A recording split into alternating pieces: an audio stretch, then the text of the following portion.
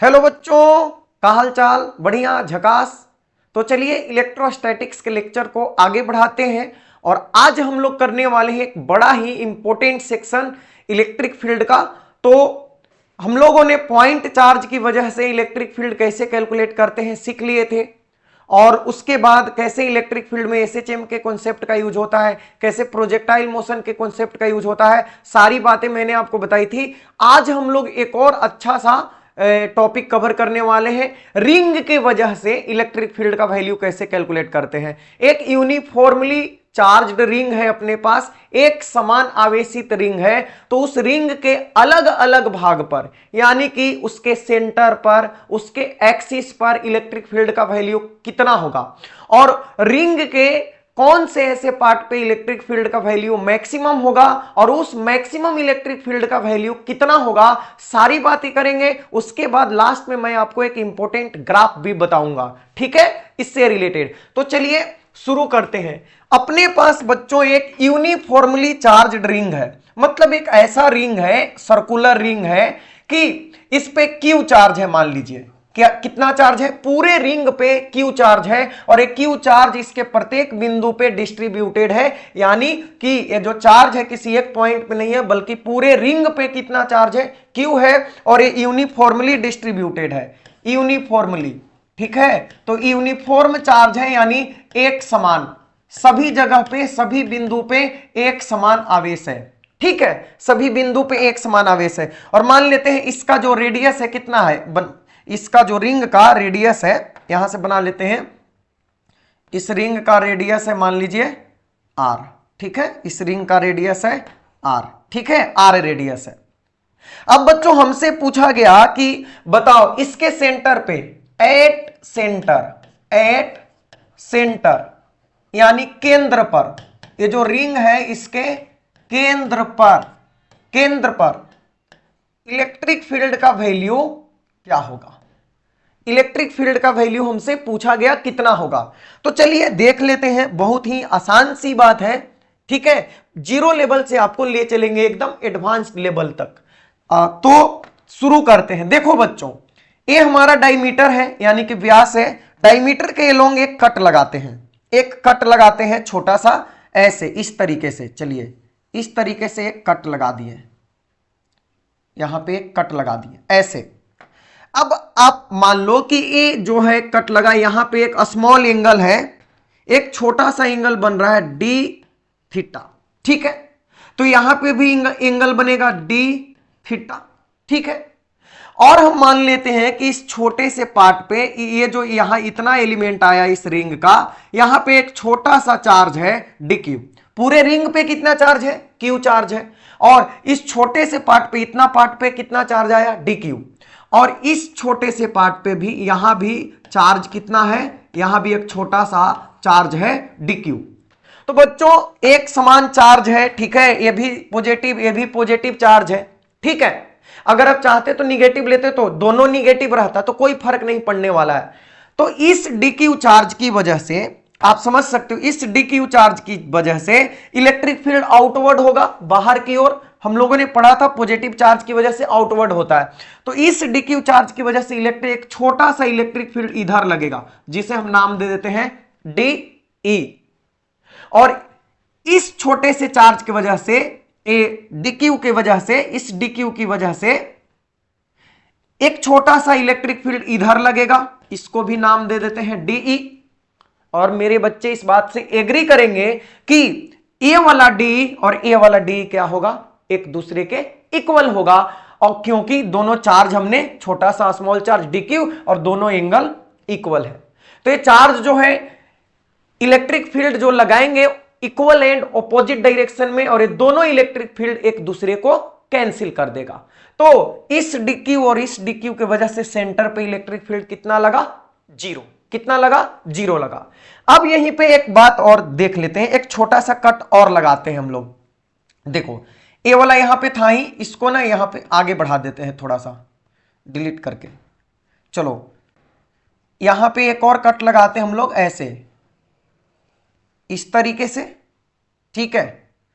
और यहीं पे एक छोटा सा कट और लगाते हैं ऐसे,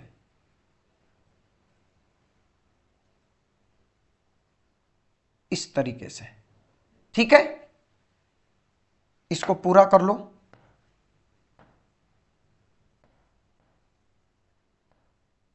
ठीक है, यहां पे ये सेंटर है। तो फिर से मान लेते हैं कि ए वाला जो एंगल है एक छोटा सा एंगल है डी थीटा, और ए वाला एंगल जो है एक छोटा सा एंगल है डी थीटा, और ए वाला पार्ट पे कितना इलेक्ट्रिक फील्ड है, इस छोटे से पार्ट पे इलेक्ट्रिक फील्ड का वैल्यू, चार्ज का वैल्यू है डी क्यू। एक छोटा सा चार्ज ले लिए डी क्यू, और यहां पे एक छोटा सा चार्ज ले लिए डी क्यू। ठीक है, तो बच्चों फिर से वही काम होगा। इस डी क्यू के वजह से ऊपर की ओर इलेक्ट्रिक फील्ड लगेगा एक छोटा सा डीई, और इस डी क्यू के वजह से नीचे की ओर एक इलेक्ट्रिक फील्ड लगेगा डीई, और फिर से ही डीई डीई आपस में इक्वल एंड ऑपोजिट है, तो क्या करेगा, कैंसिल कर देगा। इसी तरह से कई जगह पे आप एक पेयर में इलेक्ट्रिक फील्ड निकालोगे, दो स्मॉल चार्ज की वजह से, तो इक्वल एंड ऑपोजिट चार्ज आएगा, और इस सेंटर पे जो इलेक्ट्रिक फील्ड का वैल्यू होगा वो हमेशा कैंसिल होता चला जाएगा, और इस तरह से सेंटर पे जो इलेक्ट्रिक फील्ड मैं आपसे पूछ रहा था, इस सेंटर पे इलेक्ट्रिक फील्ड का वैल्यू कितना हो जाएगा, 0 हो जाएगा। कितना हो जाएगा, 0। तो आपको रिजल्ट याद रखना है कि किसी यूनिफॉर्म रिंग के सेंटर पे, यूनिफॉर्मली चार्ज्ड रिंग के सेंटर पे इलेक्ट्रिक फील्ड का वैल्यू कितना होता है, 0 होता है। ठीक है, कैसे, तो इस तरीके से आप किसी को बता सकते हो। अब चलो आगे आते हैं, इसके एक्सिस पे अगर मैं आपसे पूछूं कि देखो ये तो हमारा हो गया सेंटर पे, अब बात कर लेते हैं कि एक्सिस पे इलेक्ट्रिक फील्ड का वैल्यू क्या होगा। जैसे इस तरीके से कोई पूछ ले, और ये इसका सेंटर है, मान लो ये सेंटर है, तो सेंटर से जो लाइन गुजर रही है उसे हम लोग बोलते हैं एक्सिस। ये इसका एक्सिस हो गया। अब हमसे पूछे कोई कि बताओ इसके एक्सिस के किसी पॉइंट, यहां पे मैं यहां पे पूछ लूं, यहां पे एक पॉइंट है मान लो P, और ये सेंटर है, तो सेंटर से x डिस्टेंस पे एक पॉइंट है P, और यहां पे यूनिफॉर्मली चार्ज रिंग है Q है। ठीक है, चार्ज Q है, तो इस Q चार्ज की वजह से इस एक्सिस पे जो पॉइंट P है, यहां पे इलेक्ट्रिक फील्ड का वैल्यू क्या होगा। तो चलिए ये वाला जो है थोड़ा सा कैलकुलेशन मांगता है, लेकिन कोई बात नहीं, हम लोग बड़े अच्छे से कर लेंगे। तो चलिए बढ़ते हैं आगे।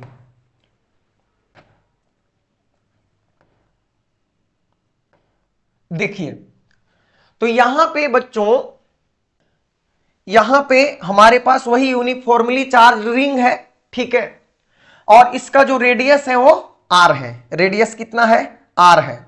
ठीक है, रेडियस r है, यानी ये वाला भाग जो है, ये वाला भाग जो आप देख रहे हो, इसको मैंने आगे पीछे करके रखा है, ऐसे रिंग को ऐसे रखा है हमने। रिंग को इस बार ऐसे नहीं रखा है, रिंग को हमने ऐसे रखा है। ठीक है, तो ये हमारा r है। ठीक, अब जरा ध्यान से देखिए, ये r है, ये भी क्या हो जाएगा, हमने देखा कि यहां पे पूरे रिंग पे चार्ज कितना है, Q है, पूरे रिंग पे चार्ज Q है। ठीक है, अब हम क्या करते हैं बच्चों कि इस चार्ज से हम, अब हमें क्या है कि जो हमने जो पढ़ा है कि जो कूलम्ब्स लॉ है वो तो पॉइंट चार्ज के लिए लागू होता है। ठीक है, तो पॉइंट चार्ज की वजह से ही हम इलेक्ट्रिक फील्ड वगैरह कैलकुलेट करते हैं, इलेक्ट्रिक फोर्स कैलकुलेट करते हैं। और ये जो है ये पूरे रिंग पे है, तो पूरा रिंग पॉइंट तो नहीं हो सकता, तो इसे क्या करते हैं, पॉइंट में कन्वर्ट करते हैं। आप जरा ध्यान से देखो, अगर मैं इसको ऐसे ऐसे कर दूं, इस रिंग को मैं ऐसा ऐसा इमेजिनेशन करूं, तो देखो तो बहुत सारे बिंदुओं के मिलने से ये रिंग बना है कि नहीं बना है, जरा सोचो। बहुत सारे बिंदुओं के मिलने से ये रिंग बना है। ठीक है, कोई भी लाइन का निर्माण छोटे छोटे अनंत बिंदुओं के मिलने से होता है, तो अनंत बिंदु है इसमें। अब मान लेते हैं कि इस एक बिंदु पे, एक पॉइंट पे हम कुछ एक छोटा सा चार्ज मान लेंगे dq। ठीक है, फिर उसके बाद क्या करेंगे, इस dq की वजह से हम पहले इलेक्ट्रिक फील्ड, चूंकि ये तो पॉइंट चार्ज हो गया ना अब, तो इस dq की वजह से इलेक्ट्रिक फील्ड फाइंड करेंगे, और उसके बाद क्या करेंगे, जितने पॉइंट है ना उस सबसे क्या करेंगे, मल्टीप्लाई कर लेंगे, यानी सबसे सबके वजह से फिर निकाल लेंगे। तो चलिए देखते हैं।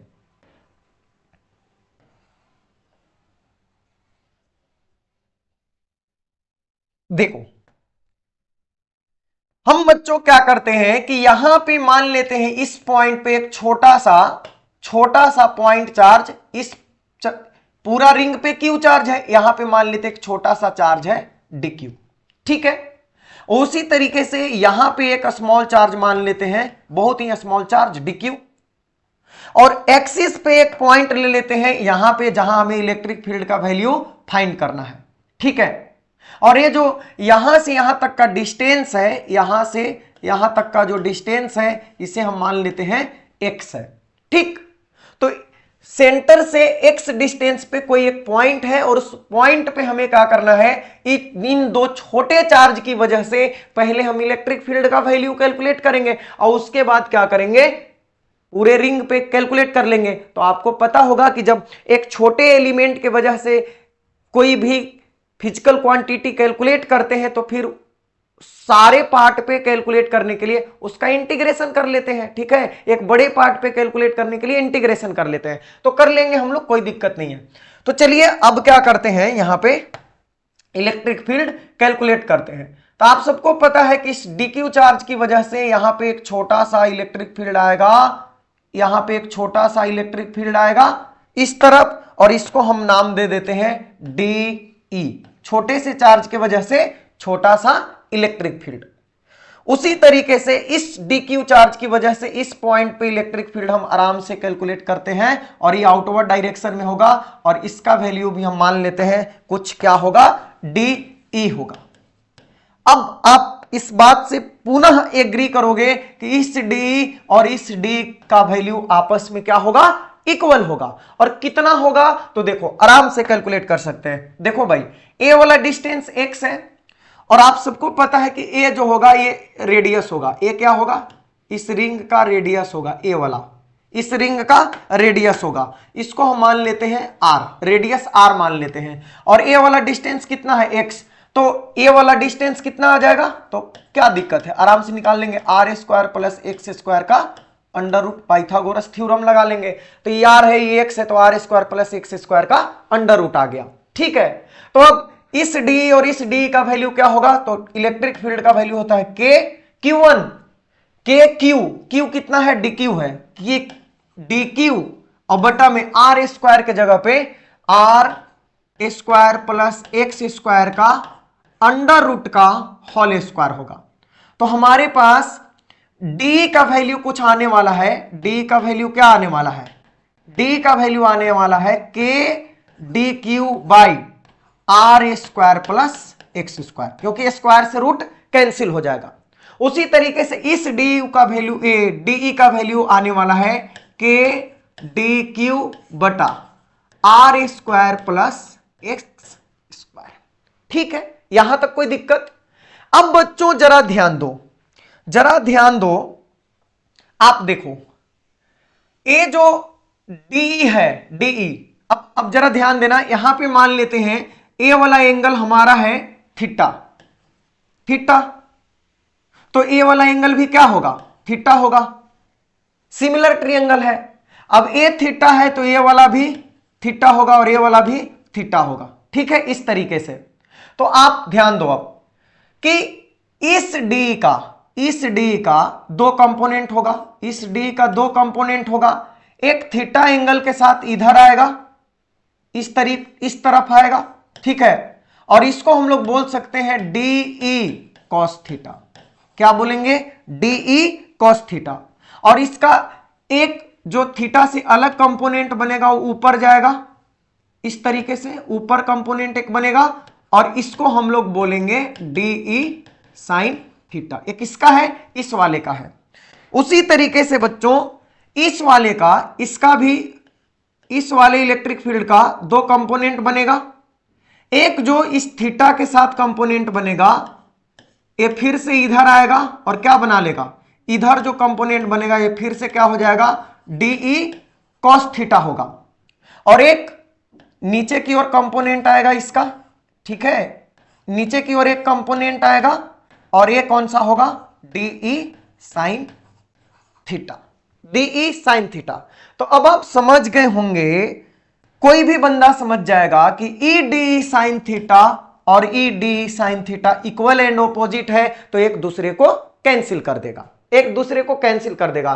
तो हमारा जो नेट इलेक्ट्रिक फील्ड इस पॉइंट पे आया, इस पॉइंट पी पे नेट इलेक्ट्रिक फील्ड जो आया, नेट इलेक्ट्रिक फील्ड का जो वैल्यू आया वो ए वाला इलेक्ट्रिक फील्ड आया, क्योंकि ये जो ए साइन थीटा वाला कंपोनेंट तो कैंसिल कर दिया, तो कॉस थीटा वाला दोनों कंपोनेंट एक डायरेक्शन में है, तो नेट इलेक्ट्रिक फील्ड आया D E cos theta plus D E cos theta.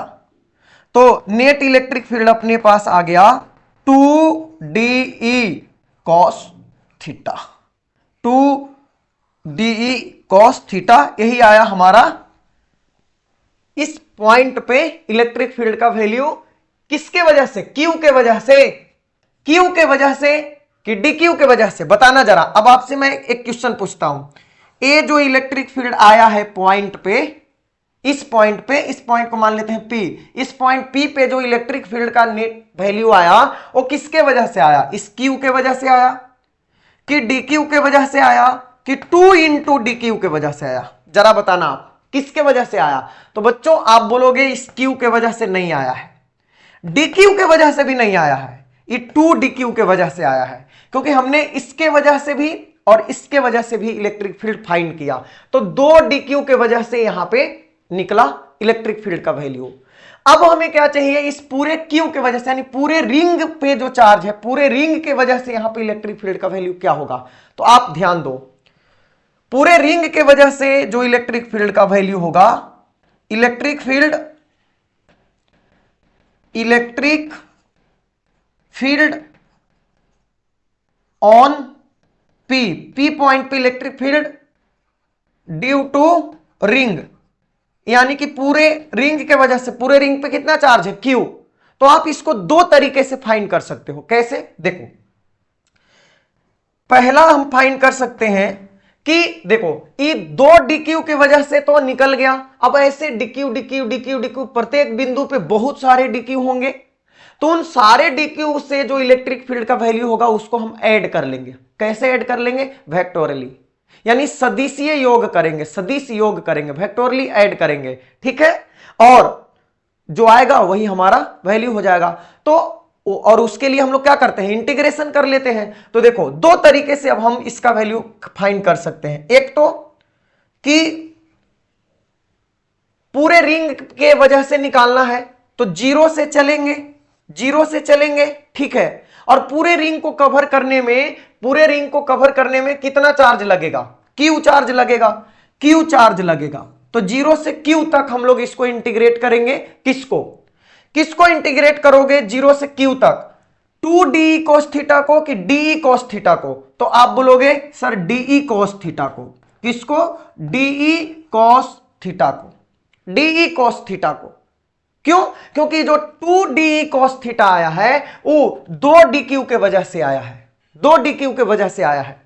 तो अगर एक के वजह से करेंगे, पूरी तरह से Q पे ले जाएंगे, तो एक DQ के वजह से, तो यहां से चले, मान लो इसके वजह से हम फाइंड कर रहे हैं, तो यहां से चलते चलते चलते चलते चलते चलते चलते चलते चलते चलते चलते चलते यहां तक पहुंचना पड़ेगा, यानी पूरा रिंग कवर करना पड़ेगा। तो पूरा रिंग पे चार्ज कितना है? Q। तो पहला तरीका ये हो गया, आप इससे भी फाइंड कर सकते हो। दूसरा तरीका क्या हो गया? दूसरा तरीका है, यहां पे देखो, दूसरा तरीका हम, आप बोलोगे 2D cos थीटा ज्यादा बेटर लग रहा है, तो कोई बात नहीं, हम 2D cos थीटा से भी ज्ञात कर सकते हैं। 2D cos थीटा आपको अच्छा लग रहा है तो 2D cos थीटा का इंटीग्रेशन कर दो, लेकिन जो लिमिट है वो जरा ध्यान से लेना, जीरो से चलेंगे। अब जरा ध्यान दो, 2D cos थीटा के वजह से, यानी इन दोनों के वजह से, तो अगर इसके और इसके वजह से हम निकालेंगे तो यहां से चलते चलते चलते चलते चलते चलते चलते चलते यहां पे आकर रुक जाना होगा। तो आधा रिंग कवर कर रहे हैं, तो आधे रिंग पे चार्ज कितना होगा? Q/2। इधर से चलेंगे तो यहां से चलते चलते चलते चलते यहां पे आके रुक जाना होगा, तो इधर भी चार्ज कितना है? Q/2। तो अगर 2D cos थीटा लेते हो तो जीरो से लेके हमें कहां तक चलना होगा?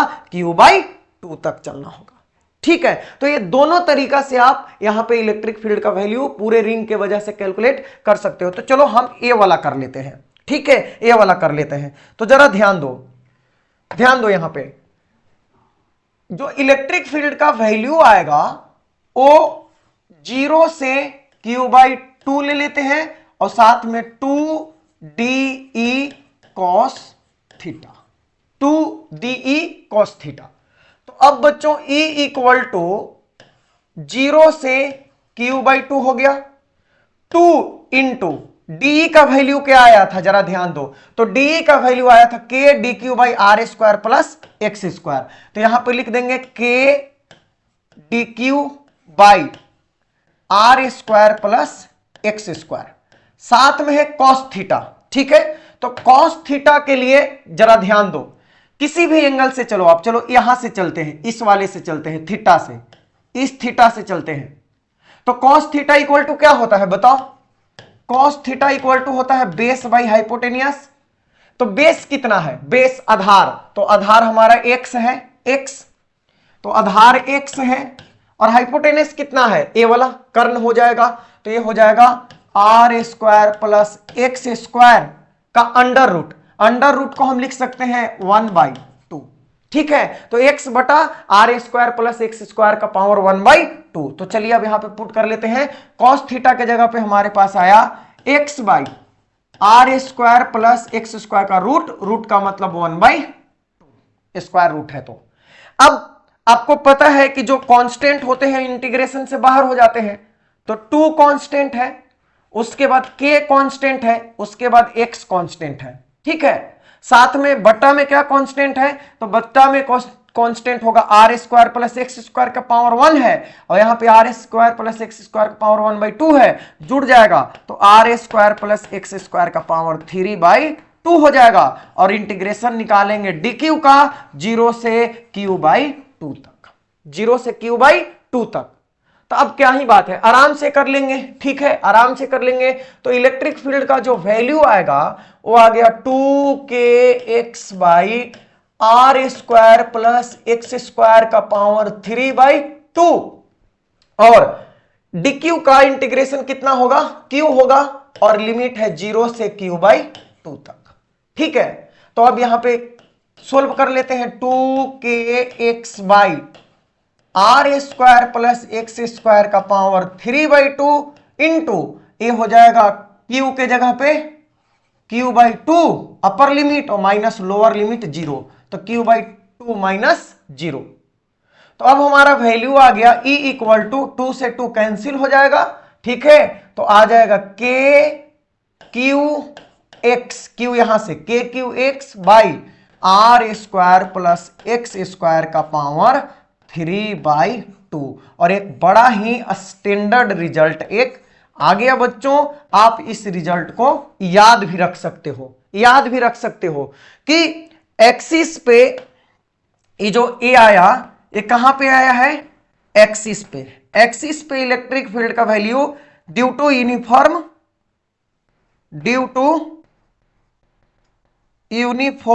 रिंग, यूनिफॉर्म रिंग के एक्सिस पे इलेक्ट्रिक फील्ड का value kqx/r² plus x square का पावर 3/2 होता है। इस रिजल्ट को याद रख सकते हो, क्योंकि यदि क्वेश्चन आया तो फिर इतना सारा डेरिवेशन थोड़ी ना करने लग जाओगे, याद रहेगा तो आपका काम आसान हो जाएगा, ठीक है। तो अब चलो अलग अलग जगह पे यहां पे हम चेक करते हैं। ये रिजल्ट हमारा आ गया कि किसी यूनिफॉर्मली चार्ज रिंग के एक्सिस पे इलेक्ट्रिक फील्ड का वैल्यू कितना होता है। तो सेंटर पे तो 0 होता है, ठीक है, लेकिन एक्सिस पे एक पॉजिटिव वैल्यू आता है kqx/r² प्लस x स्क्वायर का पावर 3/2, जहां x क्या है? सेंटर से उस पॉइंट पे, एक्सिस पे जो पॉइंट है उसकी दूरी है, ठीक है। तो ये वैल्यू, अब हम चलते हैं, हमारे पास वैल्यू आ गया है kqx/r² प्लस x स्क्वायर का पावर 3/2।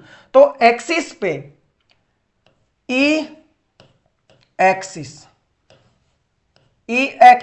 एक्सिस पे कितना आया? तो kqx/r² प्लस x स्क्वायर का पावर 3/2 आ गया, ठीक है। अब अलग अलग जगह पे हम देखते हैं, जैसे मैं आपसे पूछूं कि सेंटर पे बताओ, सेंटर पे बताओ, तो x इक्वल टू क्या लिखना पड़ेगा? 0, क्योंकि डिस्टेंस 0 हो जाएगा। सेंटर पे के मतलब, सेंटर का मतलब क्या? देखो यहां पे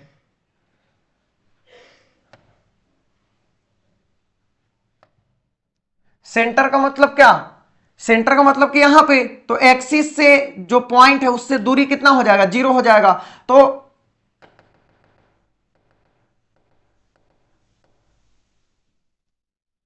सेंटर पे क्या होगा, x इक्वल टू 0 होगा।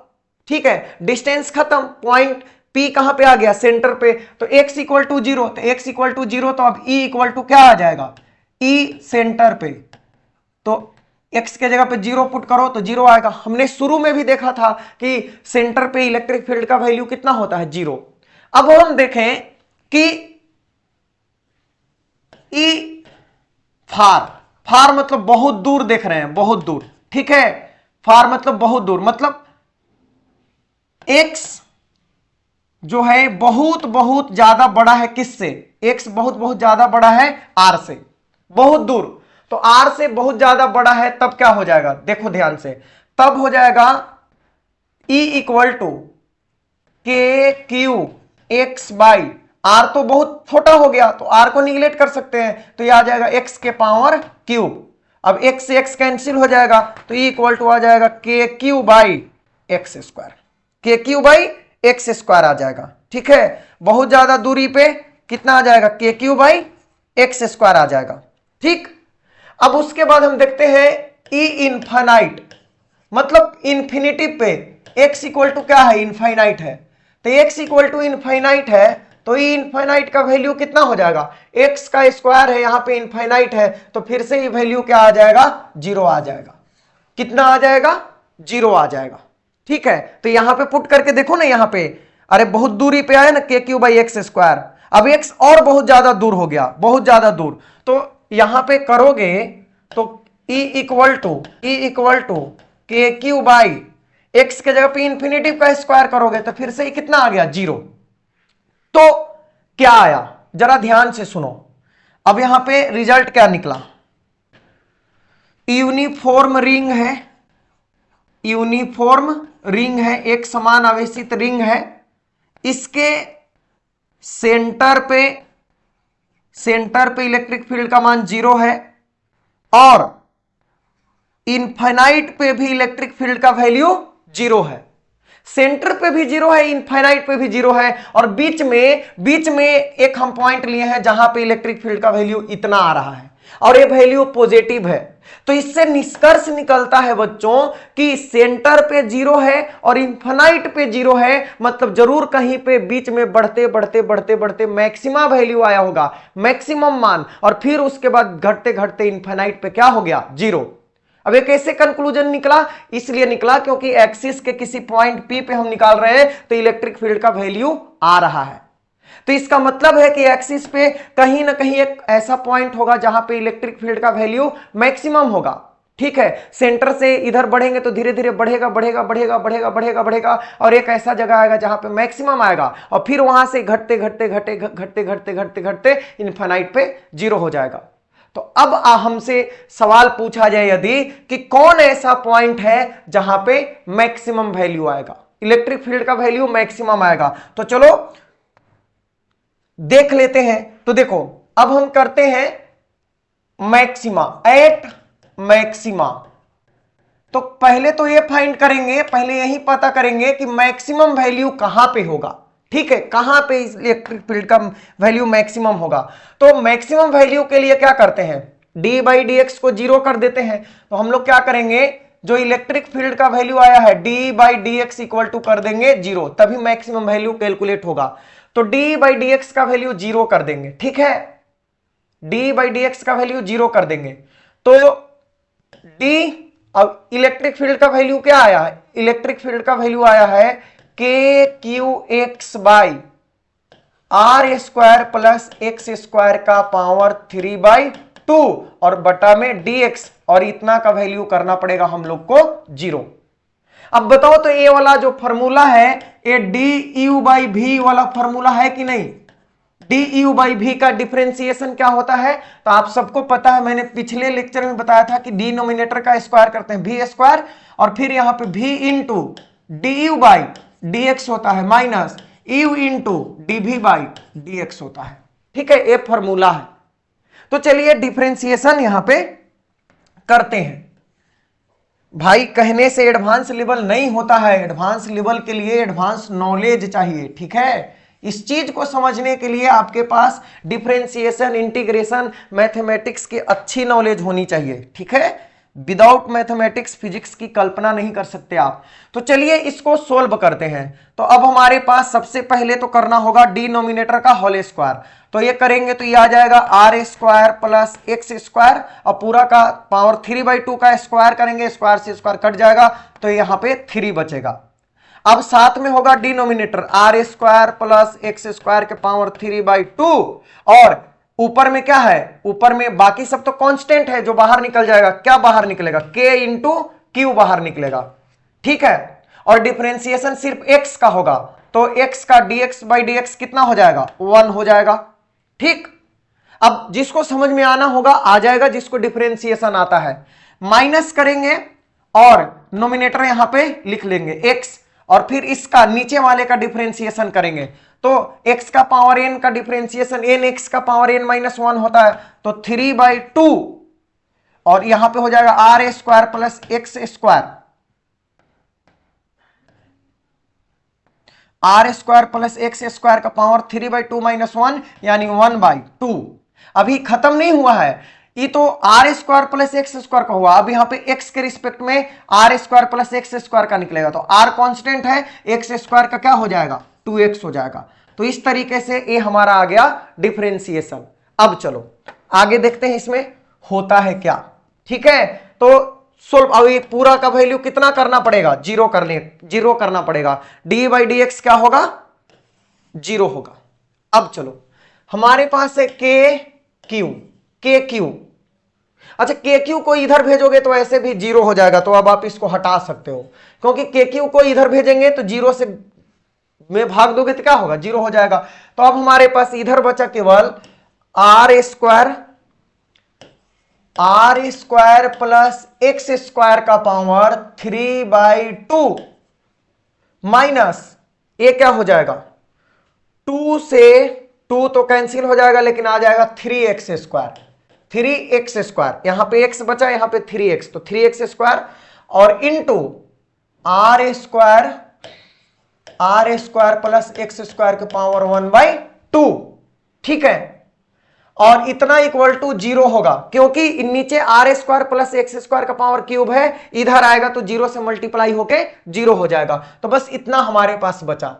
अब देखो r square plus x square का पावर 3/2, इसको इधर ले चलते हैं, तो इधर भेजेंगे तो ये हो जाएगा 3x square into r square plus x square का पावर 1/2, माइनस में था प्लस में चला गया।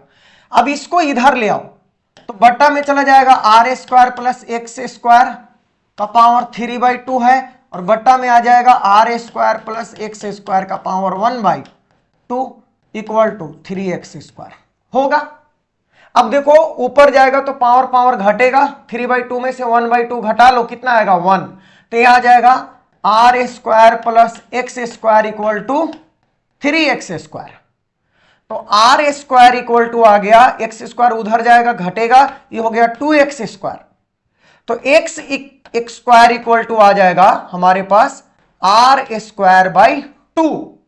तो x का वैल्यू आ जाएगा बच्चों प्लस माइनस r/√2। तो यही वो पॉइंट है जहां पे इलेक्ट्रिक फील्ड का वैल्यू मैक्सिमम होगा। तो ये x equal two plus minus r/√2 जो है, यही एक्सिस पे वो मैक्सिमम पॉइंट है जहां पे इलेक्ट्रिक फील्ड का वैल्यू मैक्सिमम होगा, ठीक है। तो x का वैल्यू जब प्लस में r/√2 यानी कि सेंटर के इस तरफ x एक्सिस, या माइनस में r/√2 तो सेंटर के इस तरफ r/√2 लिखोगे, दोनों जगह पे वैल्यू कितना होगा, मैक्सिमम होगा, ठीक है। अब यदि हमसे कोई पूछे कि उस मैक्सिमम इलेक्ट्रिक फील्ड का मान कितना होगा, उस मैक्सिमम इलेक्ट्रिक फील्ड का वैल्यू कितना होगा, तो कोई बात नहीं, आराम से कैलकुलेट कर सकते हैं। x इक्वल टू r/√2 पे मैक्सिमम होगा, तो कितना होगा मैक्सिमम वैल्यू, ये याद रखना कि अगर यूनिफॉर्मली चार्ज्ड रिंग है तो उसके एक्सिस पे कौन सा ऐसा पॉइंट है जहां पे इलेक्ट्रिक फील्ड का वैल्यू मैक्सिमम होगा, तो x equal two plus minus r/√2 directly आपके एग्जाम में पूछा जा सकता है, ठीक है। अब चलिए हमसे पूछ ले कि कौन सा, जो ये तो पता हो गया कि x इक्वल टू अगर आप प्लस माइनस आर बाई √2 लेते हो तो ये मैक्सिमा वैल्यू है, यही पॉइंट मैक्सिमम, इसी पे मैक्सिमम इलेक्ट्रिक फील्ड आएगा। लेकिन मैं आपसे पूछूं कि वो मैक्सिमम इलेक्ट्रिक फील्ड होगा क्या, तो हम जानते हैं कि E इक्वल टू होता है के Q x by are square plus x square का पावर 3/2 होता है। तो अब मैक्सिमम के लिए x का वैल्यू कितना वैल्यू कितना होगा, तो मैक्सिमम वैल्यू के लिए x के जगह पे r/√2 पुट करना होगा। तो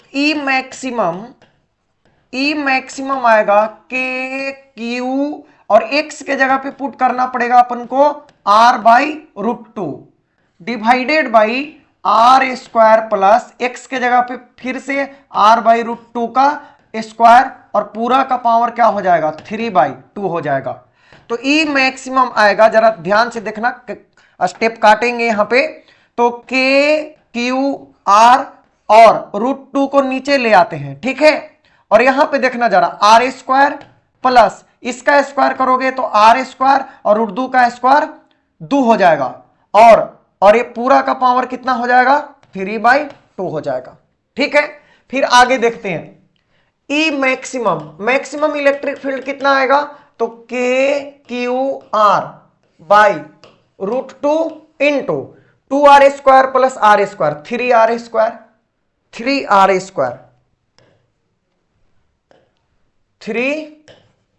स्क्वायर डिवाइडेड बाई 2 और ये पूरा का पावर क्या होगा 3/2 होगा। अब आगे देखो E मैक्सिमम क्या होगा, तो के क्यू आर बाई √2। अब देखो यहां पे 3 का क्यूब करोगे तो 27 होगा, और 27 का फिर 1/2 यानी स्क्वायर रूट निकालोगे तो ये आ जाएगा 3√3 और साथ में स्क्वायर से स्क्वायर कट गया, आर का बच जाएगा r3 और बटा में 2 का पावर 3 करोगे 8 का 1/2 करोगे तो 2√2 हो जाएगा, ठीक है। अभी √2 से √2 हो गया कैंसिल, 2 चला गया आगे ऊपर, तो E मैक्सिमम आ गया 2k⁻r बटा में 3√3r3। अब यहां पे देखो एक r से यहां पे एक तो काटना पड़ेगा, तो अब हमारे पास मैक्सिमम वैल्यू कितना आ गया, इलेक्ट्रिक फील्ड का मैक्सिमम वैल्यू आ गया 2k/3√3 का r², ठीक है। तो ये वो मैक्सिमम इलेक्ट्रिक फील्ड है जो x का value x equal to r/√2 रखने पे आता है। तो हमने आपको क्या क्या बताया, हमने आपको बताया इस लेक्चर में कि हमारे पास एक रिंग है, ठीक है, एक रिंग है, इस रिंग का सेंटर यहां पे है, मान लो इसका रेडियस r है और यूनिफॉर्मली q चार्ज जो है इसके प्रत्येक बिंदु पे डिस्ट्रीब्यूटेड है, ठीक है। तो चार्ज डिस्ट्रीब्यूशन अगर एक पॉइंट पे निकालेंगे तो q/2πr आएगा, ठीक है, लीनियर चार्ज डिस्ट्रीब्यूशन से। तो इस रिंग के पे जो चार्ज है, इस चार्ज के वजह से इसके सेंटर पे इलेक्ट्रिक फील्ड का वैल्यू कितना आया 0। इसके एक्सिस पे इलेक्ट्रिक फील्ड का, एक्सिस के किसी पॉइंट पे इलेक्ट्रिक फील्ड का वैल्यू kqx/r² प्लस x² का पावर 3/2 आता है, ठीक है। जहां पे x क्या है, इस पॉइंट से उस पॉइंट की, जहां पे हम फाइंड कर रहे हैं सेंटर से पॉइंट की दूरी है। यही फिर हमने देखा कि अगर x इक्वल टू इनफाइनाइट लेते हैं तो फिर से इलेक्ट्रिक फील्ड का वैल्यू कितना आ जाता है 0। तो सेंटर पे भी, सॉरी यहां पे सेंटर है, एक्सिस नहीं, सेंटर पे भी इलेक्ट्रिक फील्ड का वैल्यू 0 है और इनफाइनाइट पे भी इलेक्ट्रिक फील्ड का वैल्यू 0 है। तो कहीं ना कहीं पहले बढ़ा होगा और उसके बाद घटा होगा, यानी कि मैक्सिमम बिंदु आया होगा। तो मैक्सिमम बिंदु क्या आया, तो x का value x equal to r plus minus r/√2, ए वो मैक्सिमम पॉइंट है जहां पे इलेक्ट्रिक फील्ड का वैल्यू मैक्सिमम होगा। और वो मैक्सिमम इलेक्ट्रिक फील्ड क्या होगा, वो मैक्सिमम इलेक्ट्रिक फील्ड का वैल्यू आएगा 2k/3√3r², ठीक है। तो इस तरीके से हमने लेक्चर को कंप्लीट किया। तो कैसा लगा जरूर बताना, और मिलते हैं किसी अन्य लेक्चर में। वीडियो को लाइक जरूर करना।